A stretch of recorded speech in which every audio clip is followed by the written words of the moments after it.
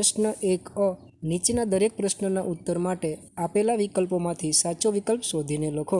પાઠ 2 1 ડૉક્ટરને ભીખાશેઠનું વર્તન કેવું લાગ્યું? જવાબ બી અક્કડ. 2 દવાખાનામાં લોકોનો જબરો ઘસારો હતો કારણ કે જવાબ બી આજુબાજુના ગામોમાંથી લોકો આવતા હતા. પાઠ 3 1 ધરમપુરના ઘણા કુટુંબોમાં લેખકના બાપુની સ્મૃતિ રૂપે કોણ જાણીતું છે? જવાબ એ રમલી ગાય.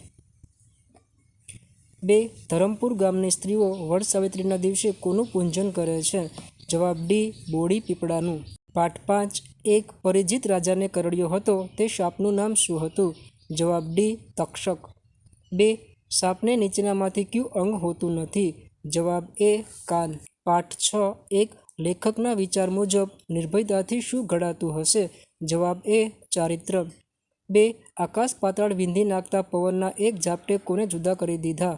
જવાબ એ હોડી અને માણસને. પાઠ 8 1 જેણે પોતાનું કેરિયર બનાવવું હોય તેણે સોશિયલ મીડિયાથી દૂર રહેવું જોઈએ એવું કોણે કહ્યું? જવાબ ડી મેરીએ. 2 આપણા દેશને કેવા નાગરિકોની ખૂબ જરૂર છે? જવાબ એ દેશભક્ત. વિદ્યાર્થી મિત્રો, ચેનલને સબસ્ક્રાઇબ કરવા માટે કોઈ પણ પ્રકારનો ચાર્જ નથી. આપ ફ્રીમાં ચેનલને સબસ્ક્રાઇબ કરી શકો છો.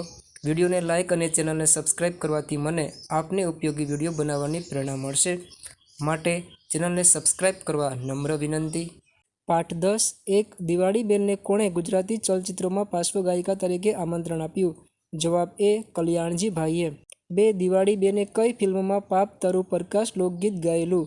જવાબ સી જેસલ તોરલ.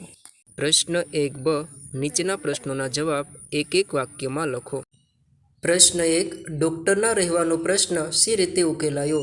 જવાબ ભીખાશેઠે પોતાના ઘરનો મેળો ખાલી કરી આપતા ડૉક્ટરના રહેવાનો પ્રશ્ન ઉકેલાયો. ભીખાશેઠ ડૉક્ટરને કઈ વાતમાં દાંત આપતા ન હતા? જવાબ ડૉક્ટરે ભીખાશેઠને તેમના વિશે જાણવા અનેક પ્રશ્નો કર્યા પણ ભીખાશેઠ કંઈ દાંત આપતા ન હતા. ભીખાશેઠે 100 રૂપિયાની નોટો ડૉક્ટરના હાથમાં મૂકીને સી શરત કરી? ભીખાશેઠે 100 રૂપિયાની નોટો ડૉક્ટરના હાથમાં મૂકીને કોઈને આ મદદની જાણ ન કરવા અંગે શરત કરી. ખોદે ઉંદરને ભોગવે ભોરિંગ એવું કેમ કહેવાય છે? જવાબ સાપ દરમાં રહેલા ઉંદરને મારીને ખાઈ જાય છે ને પછી તેનું ઘર પચાવી પાડે છે. આથી ઉંદરને ખોદેલું દર ભોરિંગ એટલે કે સાપ ભોગવે છે. સોનલના વર્ગમાં કોને સાપ નોળિયા જેવું બને છે? જવાબ સોનલના વર્ગમાં નાના ભાઈ અને ભાણા ભાઈને સાપ નોળિયા જેવું બને છે એટલે કે તેઓ હંમેશા લડ્યા જ કરે છે. શું જોઈને કદાચ દરિયાને પણ શરમ આવી હશે? દરિયાની પ્રચંડતાને પણ કશું નહીં ગણનારો આવડો નાનો છોકરો નીકળ્યો. આ જોઈને કદાચ દરિયાને પણ શરમ આવી હશે. ઘર તરફ પાછા ફરતી વખતે માએ લેખકને શું કહ્યું?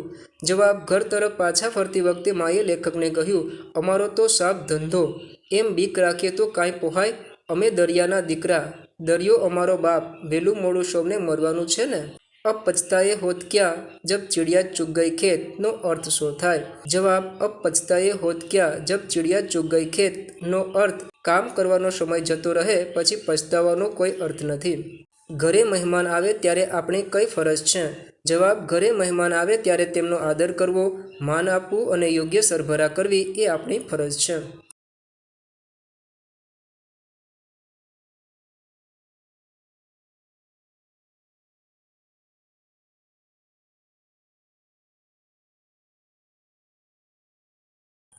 દિવાળીબેનનો જન્મ ક્યાં થયો હતો? જવાબ દિવાળીબેનનો જન્મ અમરેલી જિલ્લાના ધારી દલખણીયા ગામે થયો હતો. દિવાળીબેન પાસે કઈ ખૂબી હતી? જવાબ દિવાળીબેનની એક ખૂબી એ હતી કે તેમને સેંકડો ગીતો કંઠસ્થ હતા. પ્રશ્ન 1 ક નીચેના પ્રશ્નોના ઉત્તર 2-3 વાક્યોમાં લખો. ડૉક્ટર પોતે દુનિયાથી દૂર ફેંકાઈ ગયા છે એવું સાથી લાગ્યું? જવાબ ગામમાં વાહન વ્યવહારની અગવડ હતી. એમ ટપાલની પણ મુશ્કેલી હતી. ટપાલ અઠવાડિયામાં 3 દિવસે આવે. ડૉક્ટરને છાપું વાંચવાની ટેવ હતી. છાપા વિના બહારની દુનિયાની ખબર પડે નહીં. તેથી પોતે દુનિયાથી દૂર ફેંકાઈ ગયા છે એવું લાગ્યું.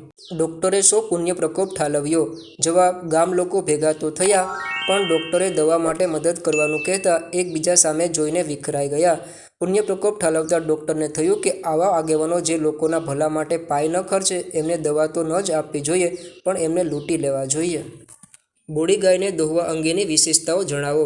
જવાબ બોડી ગાયને વેળા કવેળાએ થોડું ઘાસ કે ચંદી ખવડાવો એટલે તે દોહવા દેતી. બીજી ગાયની જેમ તેને દોહતી વખતે પગ બાંધવા પડતા ન હતા. તે એટલી ગરીબડા સ્વભાવની હતી કે નાનું છોકરું આંચળમાં હાથ નાખીને ખેંચે ને દૂધ શેર કાઢે તોય કશું ન કરે. બોડી ગાયના મૃત્યુ પછી લેખકના બાએ શું કર્યું? જવાબ: બોડી ગાયના મૃત્યુ પછી લેખકના બા તેમની સગી દીકરી મરી ગઈ હોય તેમ રડ્યા. તેમનાથી તે દિવસે ખાઈ શકાયું નહીં. તેમણે બોડી ગાયને ચાંદલો કર્યો, ફૂલ ચોખા ચડાવી ભીની આંખે પ્રણામ કર્યા. પછી લેખકના બાપુની જૂની વાડીમાં જ એક પીપળા નીચે ખાડો ખોદાવીને દટાવી. સાપની આંખોની શી વિશેષતા હોય છે? જવાબ: સાપની આંખોને પોપચા હોતા નથી. એની બંને આંખના ડોળા પોતપોતાની રીતે હલાવી શકે છે, પરંતુ તે બહુ લાંબુ જોઈ શકતો નથી. નોળિયા વિશે ટૂંકમાં જણાવો. જવાબ: નોળિયો સાપનો દુશ્મન છે. તે સાપ કરતાં વધારે ચાલાક અને ચંચળ હોય છે. આથી બંને વચ્ચેની લડાઈમાં મોટાભાગે નોળિયો જ જીતે છે. નોળિયો પોતાના દાંતને વધારે તીક્ષ્ણ કરવા માટે વનસ્પતિના મૂળ ખોદે છે. છોકરાના પિતાની હોડીને મદદે જવા કેમ કોઈ તૈયાર નહોતું? જવાબ: હોડી ઘણી દૂર હતી. પવનનો ઝપાટો ખૂબ આકરો હતો. દરિયાનો વેગ અને એના સુસવાટા ભયાનક હતા. તેથી દરિયા કિનારે જામેલી માણસોની ઠઠમાંથી કોઈ છોકરાના પિતાની હોડીની મદદ જવા તૈયાર નહોતું. દરિયા કિનારે ભેગા થયેલા લોકો કેમ તદ્દન શાંત બની ગયા? જવાબ: પવનના એક ઝાપટે હોડીને અને માણસને જુદા કરી દીધા. પછી તરત જ બીજા એક પ્રચંડ મોજાએ તે બંનેને દૂર દૂર ફેંકી દીધા. આ જોઈને તેઓ સમજી ગયા કે દરિયો ભોગ લેશે જ. આથી દરિયા કિનારે ભેગા થયેલા લોકો તદ્દન શાંત બની ગયા. સાયબર ક્રાઇમ બ્રાન્ચ એટલે શું? જવાબ: સાયબર ક્રાઇમ બ્રાન્ચ એ પોલીસ વિભાગની જ એક શાખા છે. તેમાં જેટલા પણ ઓનલાઈન ગુના થાય છે અથવા છેતરપિંડી થાય છે તે ઉકેલવામાં આવે છે. દેશભક્ત કોને કહેવાય? દેશનો કોઈપણ નાગરિક કોઈપણ જગ્યાએ પોતાની આજીવિકા ચલાવવા કોઈપણ પરિસ્થિતિમાં દેશ માટે સારું વિચારે અને દેશના વિકાસમાં પોતાનાથી બનતું યોગદાન આપે અથવા દેશની વ્યવસ્થામાં અવરોધરૂપ ન થાય તે સાચો દેશભક્ત છે.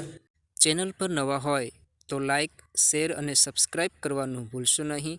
અને હા, આપના અન્ય મિત્રોને પણ આ વિડીયો જરૂરથી શેર કરજો. દિવાળીબેને પિતાને આર્થિક મદદ કરવા કયા કયા કામ કર્યા? જવાબ: દિવાળીબેને પિતાને આર્થિક મદદ કરવા બાલ મંદિરમાં તેડાગર રૂપે કામ કર્યું. 20 વર્ષની ઉંમરે તેઓ એક હોસ્પિટલમાં નોકરીમાં જોડાયા. આ ઉપરાંત તેમણે રસોઈ બનાવવાનું કામ પણ કર્યું. હેમુભાઈ ગઢવીએ મોડી રાત્રે દિવાળીબેનનો મધુર અવાજ સાંભળ્યો ત્યારે તેઓ કયું ગીત ગાતા હતા? જવાબ: હેમુભાઈ ગઢવીએ મોડી રાત્રે દિવાળીબેનનો મધુર અવાજ સાંભળ્યો ત્યારે તેઓ નીચેનું ગીત ગાતા હતા: જાંજ પખાજ વેળા જંતર વાગે. પ્રશ્ન 1ડ. નીચેના પ્રશ્નોના ઉત્તર 4-5 વાક્યોમાં લખો. વિદ્યાર્થી મિત્રો, ચેનલને સબસ્ક્રાઇબ કરવા માટે કોઈપણ પ્રકારનો ચાર્જ નથી. આપ ફ્રીમાં ચેનલને સબસ્ક્રાઇબ કરી શકો છો. વિડીયોને લાઇક અને ચેનલને સબસ્ક્રાઇબ કરવાથી મને આપને ઉપયોગી વિડીયો બનાવવાની પ્રેરણા મળશે. માટે ચેનલને સબસ્ક્રાઇબ કરવા નમ્ર વિનંતી.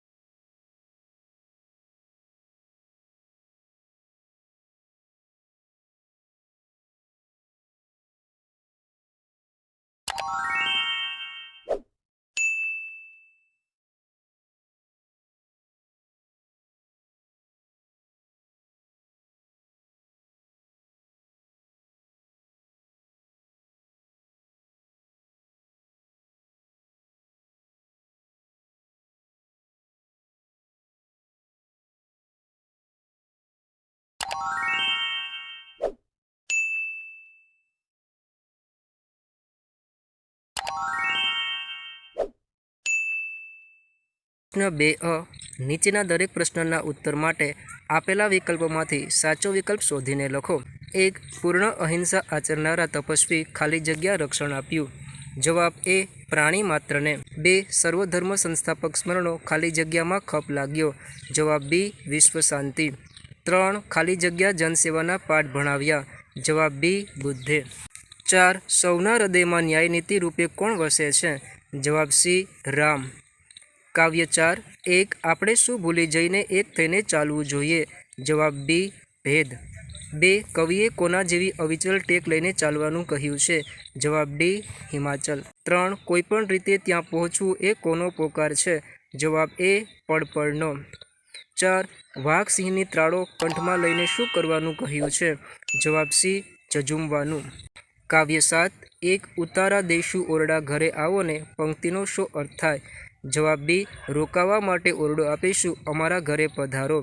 2. દાંતણ દઈશું દાડમી ઘરે આવો ને પંક્તિનો શો અર્થ થાય? જવાબ સી. દાંતણ કરવા દાડમની કુમળી ડાળી આપીશું. 3. ભોજન દઈશું લાપસી ઘરે આવો ને પંક્તિનો શો અર્થ થાય? જવાબ એ. ભોજનમાં લાપસી આપીશું. 4. રમત દઈશું ચોકઠી ઘરે આવો ને પંક્તિનો શો અર્થ થાય? જવાબ ડી. મનોરંજન માટે સોગઠાબાજી રમત આપીશું. પ્રશ્ન 2બ.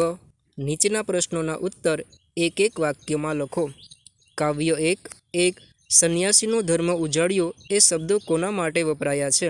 જવાબ. સંન્યાસીનો ધર્મ ઉજાડ્યો એ શબ્દો ભગવાન બુદ્ધ માટે વપરાયા છે. 2. જીવતરમાં રામે કઈ ટેક પાડી હતી? જવાબ. જીવતરમાં રામે એક પત્ની વ્રતની ટેક પાડી હતી.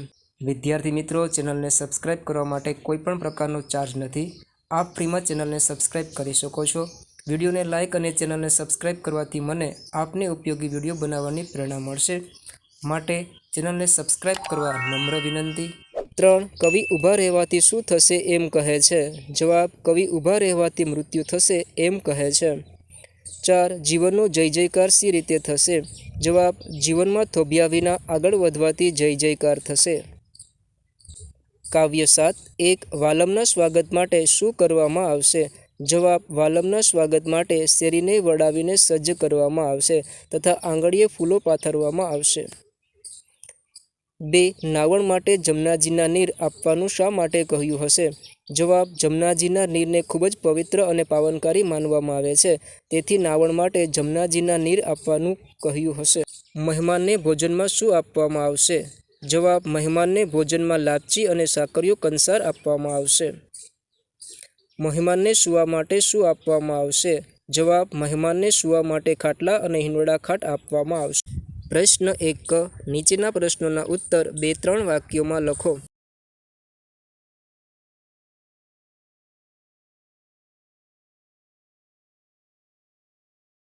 એક રામના એક પત્ની વ્રત દ્વારા કવિ શું કહેવા માગે છે? જવાબ. રામના પિતા દશરથ રાજાને 3 પત્નીઓ હતી. એ વખતે રાજાઓ એકથી વધુ પત્નીઓ રાખતા. રામે ન્યાય નીતિ રૂપે સમાજમાં એક પત્ની વ્રત પાડી માત્ર સીતાજી સાથે જીવન પસાર કર્યું. કવિએ માનવજાત માટે પ્રેરણારૂપ કયા કયા જીવન કાર્યો દર્શાવ્યા છે? જવાબ. કવિએ મહાવીરની અહિંસા, બુદ્ધનો મધ્યમ માર્ગ. 1. કવિ કેવી રીતે ચાલવાનું કહે છે? કેમ? જવાબ. કવિ નેક થઈને વાયુ વેગે રંગરાગ છોડીને ભેખ લઈને હિમાલયની જેમ અવિચલ ટેક લઈને ચાલવાનું કહ્યું છે, કારણ કે રાષ્ટ્રના લોકોએ ભેદ ભૂલીને એક થઈને રાષ્ટ્ર માટે સજ્જ થવાનું છે. માત્ર ઊભા રહેવાથી અને ચાલતા રહેવાથી જીવનમાં કેવો ફેર પડશે? જવાબ. જો ઊભા રહ્યા, ચરણ થંભી ગયા, ગતિ અટકી ગઈ તો જીવતે જીવત એ મોત જ છે, પણ ચાલતા રહ્યા, ચરણ વણથંભ્યા, ગતિશીલ રહ્યા તો જીવન ધન્ય થશે, જીવનનો જય જયકાર થશે. ચાલો ચરણ ઉપાડો કાવ્ય દ્વારા શો સંદેશ મળે છે? જવાબ. ચાલો ચરણ ઉપાડો કાવ્ય એક સૂર્યગીત છે ને એમાં રાષ્ટ્ર માટે સજ્જ થવા લોકોને હાકલ કરવામાં આવી છે. પડકારો ઝીલવાનું એમાં આહવાન છે. ગીત દ્વારા સ્પષ્ટ સંદેશ છે કે રાષ્ટ્ર માટે તન, મન કે ધનથી જ્યાં જેનું જે રીતે સમર્પણ કરવું પડે તે રીતે કરીને આપણા નિર્ધારને હિમાલયની જેમ અડગ રહીને સિદ્ધ. હરી ઘરે આવોને ગીતની કઈ બાબત સ્પર્શી ગઈ? કેમ? જવાબ. હરી ઘરે આવો ગીતની મને મહેમાન સ્વાગત માટે જે તૈયારી કરવાનું દર્શાવવામાં આવ્યું છે તે બાબત સ્પર્શી ગઈ, કારણ કે આપણા શાસ્ત્રોમાં કહેવામાં આવ્યું છે કે મહેમાન ભગવાન બરાબર હોય છે, તેમનું યોગ્ય સ્વાગત કરવું જોઈએ. 2. વાલમ આવ્યા પછી તેમને કઈ કઈ બાબતે આગતા સ્વાગતતા થશે? જવાબ. વાલમ આવ્યા પછી તેમને ઉતારા માટે ઓરડા અને મેડીના મોલ, દાંતણ કરવા દાડમ અને કરણની કુમળી ડાળી, નહાવા માટે કુંડળિયામાં જમનાના નીર, ભોજન માટે લાપસી અને સાકરિયા કંસાર, મનોરંજન માટે સોગઠી અને પાસાની જોડ, સૂવા માટે ખાટલો અને હિંડોળા ખાટ આપવામાં આવશે. ચેનલ પર નવા હોય તો લાઇક, શેર અને સબસ્ક્રાઇબ કરવાનું ભૂલશો નહીં, અને હા, આપના અન્ય મિત્રોને પણ આ વિડીયો જરૂરથી શેર કરજો.